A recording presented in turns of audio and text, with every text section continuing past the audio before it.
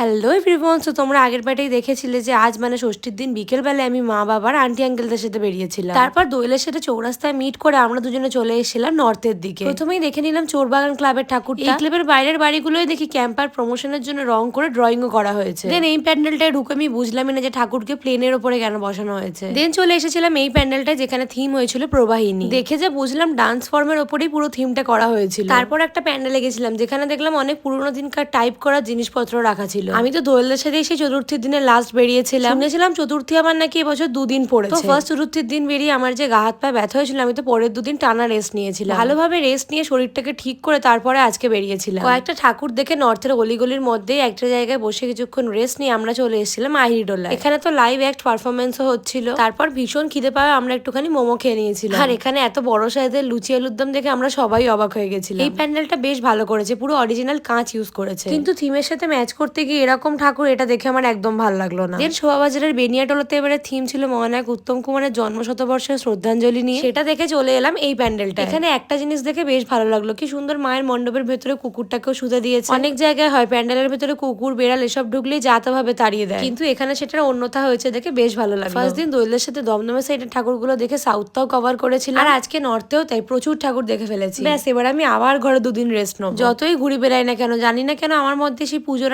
আগের ফিলিংস বা মজাটা আসে না। হয়তো বড় হয়ে গেছি তাই জন্য আর এগুলো ফিল হয় না। দশমীতে ঠাকুর চলে যাওয়ার কষ্ট এটা কিন্তু কনস্ট্যান্ট রয়ে গেছে। 4:18 সময় তো বাসে ভিড়টা দেখছো। এরপর চলে এসেছিলাম ভবানীপুরের চক্রবেড়িয়া সার্বজনীন, যেটা আমার এবছরের পুজোয় দেখা বেস্ট প্যান্ডেল। ফার্স্টে লোকজনের রিলস দেখে আমি তো ভেবেছিলাম এটা হয়তো রিয়েল মানুষ, বাট কিছুদিন পরে জানলাম এটা সিলিকনের তৈরি। কিন্তু যারা যারা এটা সামনে দেখে দেখেছে তারা এটা মানতে বাধ্য, সিলিকনের তৈরি হলো মারাত্মক রিয়েলিস্টিক বানিয়েছে। চোখ হাত পায়ের মুভমেন্ট গুলো সেই ছিল। ভোর হয়ে গেছিল, মানে সপ্তমী পড়ে গেছে, তাই অনেকেই বেরিয়ে পড়েছিল কলাবউ স্নান করাতে। মোটামুটি ফাঁকাতেই আমরা সকালবেলা চলে গেছিলাম চেতলা অগ্রণী ঠাকুরটা দেখতে। যাই হোক, আমার ষষ্ঠীর দিনটা এরম ভাবেই কাটলো। তোমাদের সাথে দেখা হচ্ছে পরের মিনি ব্লগে।